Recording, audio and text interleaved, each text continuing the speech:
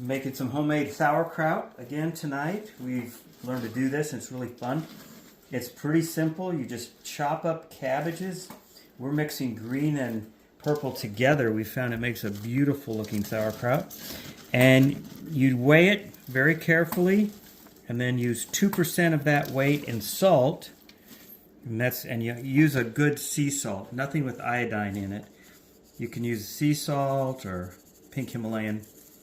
You mix it in, and you just have to knead it in there a number of times until you get a nice amount of liquid on the bottom. This is 4 heads right here together. We like sauerkraut a lot, so we do large batches.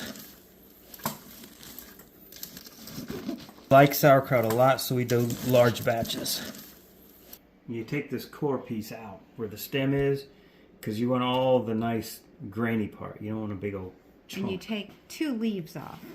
At least. Whatever looks wilty or chop it up. crummy. Okay, now we've got 6 heads of cabbage in here. And the reason is that as you add the salt and you knead it, it sort of starts to melt down. So it's important that you don't just mix the salt in, but you actually knead this mixture sort of like you would bread dough. And what that does is it gets the salt covering the surface of all of those slices of cabbage, and it starts to draw the water out of the cabbage. So it starts out real crunchy, and then it starts to get mushy and starts to clarify. Maybe I can show you a little bit how it's almost like when you're sauteing onions and stuff in a pan and they start to get clear looking.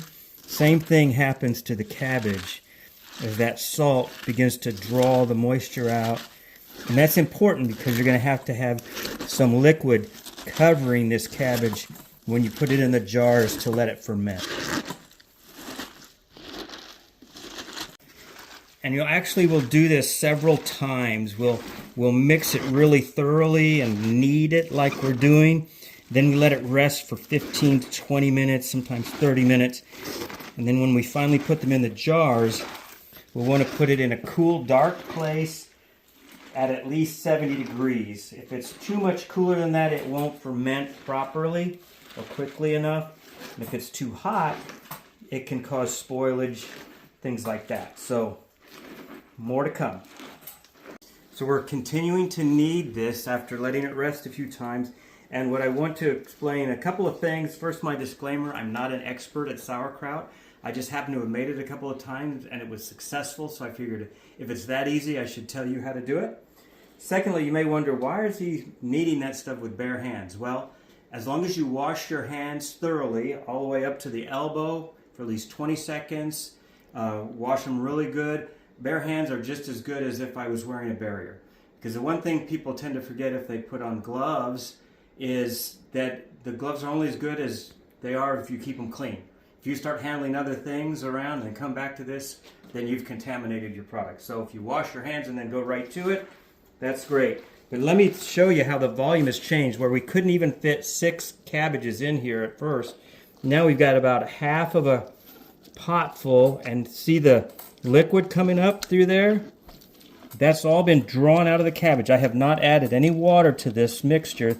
That is just the salt drawing the liquid out. So see, this is what we're looking for, is that beautiful water that's pulled out of the cabbage, because that's what has to cover our shredded cabbage so that it will ferment properly. See that? So we're ready to put this in jars now.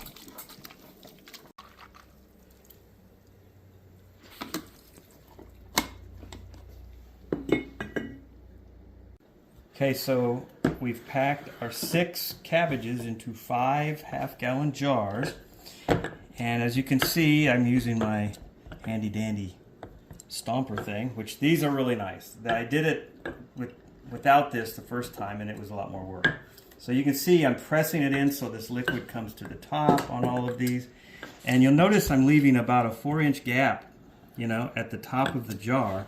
Believe me, you do not want to ignore that. Make sure you leave plenty of room at the top of the jar, because if you don't, you will have a mess to clean up, because as this ferments, it's going to expand and it's going to bubble and foam and everything else. So it's very important to have at least 4 inches at the top. Last but not least, we want to make sure that our concoction stays submerged in the liquid. So this is just the way I do it. You don't have to. Some people use stones and weights, and you can look up all kinds of stuff. I take a little baggie and fill it part way with water because it's so flexible and it fits right in there. And then we've got these weights, because that would probably do it fine, but we've got these glass weights that you can buy, and I set that in here. This is really made for a quart jar, but the half gallon is a little wider. That's why I use the baggie with water inside, so it'll fit this wider jar. So I just use this weight and put that on there. That way that liquid will all rise around it, because you don't want any of the cabbage to be exposed to air, or else it will turn black. It'll be ugly. You could always peel it back and still use it, but it's better to avoid that. So we put this in, kind of shift it around a little bit, and then we put our weights in on top. So these are ready to go. I got to get one more weight.